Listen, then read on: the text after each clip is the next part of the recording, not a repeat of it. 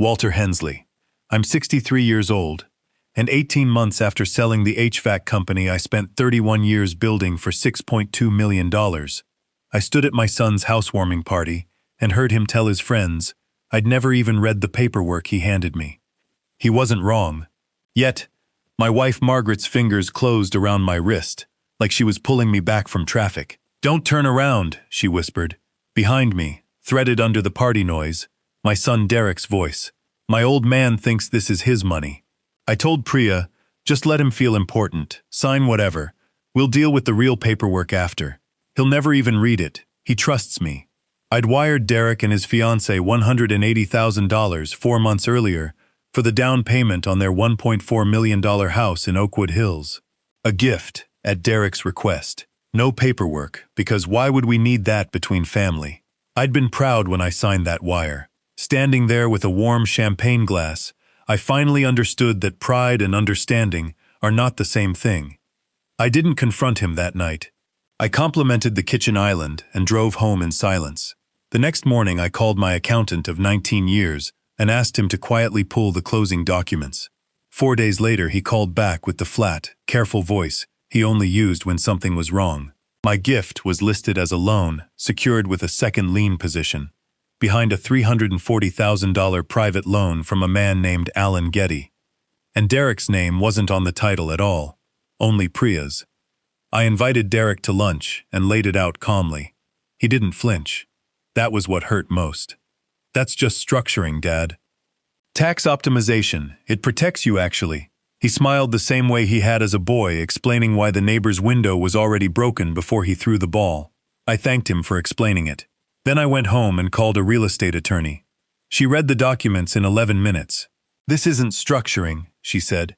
"This is a second lien, with no repayment schedule, no interest disclosure, and your son's name isn't on the property anywhere. Whoever drafted this protected the buyer from you. The firm that drafted it, Getty and Okonkwo Title Services, founded by Alan Getty and Priya Okonkwo, brother and sister. My son's fiancée and her brother had structured a deal that turned my $180,000 gift into an unprotected loan, secured a house solely in her name, run through her own family's title company, and sold it to me as tax optimization. Derek had helped. That night I drove back to the Oakwood house, parked 2 streets over, and watched through the back fence. Priya was laughing in the kitchen. "Your dad literally thanked you for explaining it. He gave us $1/5 million, and he doesn't even own a doorknob in that house." Derek laughed too. He built a whole company out of nothing, and he can't read a title report. Kind of sad, honestly. I stood in the dark, 63 years old, and felt something in my chest go very quiet and very cold. I told Margaret everything the next morning. She didn't cry. She made coffee and said 4 words I've thought about every day since. "Then let's be smart." We hired a forensic accountant, a former FBI financial crimes analyst named Diane. What she found in 16 days was worse than one bad deal. Alan Getty's title company had run at least 11 similar transactions over 3 years. Family gifts quietly converted into unsecured loans favoring one party, with the title company collecting fees on both the closing and the private loan. 3 families had already filed complaints with the state. 2 were in litigation. My $180,000 wasn't a betrayal. It was a fee-generating machine, and my son had walked me into it, smiling the whole way. So I made a decision I've never told anyone about. I became, on purpose, a confused old man. I softened my voice on calls. I left my reading glasses conspicuously in my shirt pocket so I'd have an excuse to squint and ask Derek to explain things. I stopped mentioning the house. Every "I don't understand" bought another week of them not covering their tracks. Every confused nod meant Priya kept talking freely around someone she'd decided was harmless. Margaret played her part too, the deferential wife, always agreeing that your father gets confused sometimes. We'd drive home in silence until the highway, and only then would she ask quietly, "How much did you get today?" I wasn't losing my grip. I was loosening theirs. Over 3 weeks we built the trap. I asked Derek to help me draft a simple memo forgiving the $180,000 debt entirely, framed as an old man wanting peace of mind, structured by my attorney as a document that, once signed, would be a clear paper trail admitting the original deal had been misrepresented to me. Ohio is a one-party consent state, so I started carrying my phone in my breast pocket, recording, every time I visited that house. And Diane connected the two litigating families with my attorney, who began quietly building a joint complaint. I set the date. Derek and Priya's engagement dinner, 6 weeks out, hosted at our house. The week before, Diane texted at 11:47 p.m. 2 more families found. Total exposure now over $2.1 million. The state commission had opened a formal file. 22 guests, the good china we'd bought in 1994. Derek stood to give a toast. To my dad, who still doesn't totally understand what a lien is, bless him. Some men build companies. My dad built confusion. But hey, it worked out great for us. The table laughed. Priya laughed loudest.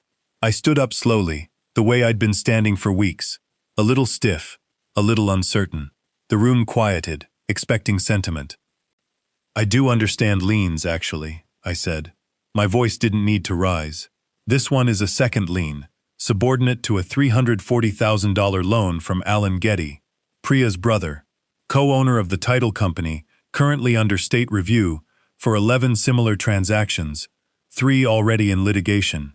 I understand my $180,000 gift was never entered as a gift, because Derek told me himself, over lunch, that it was structuring. I have that conversation recorded.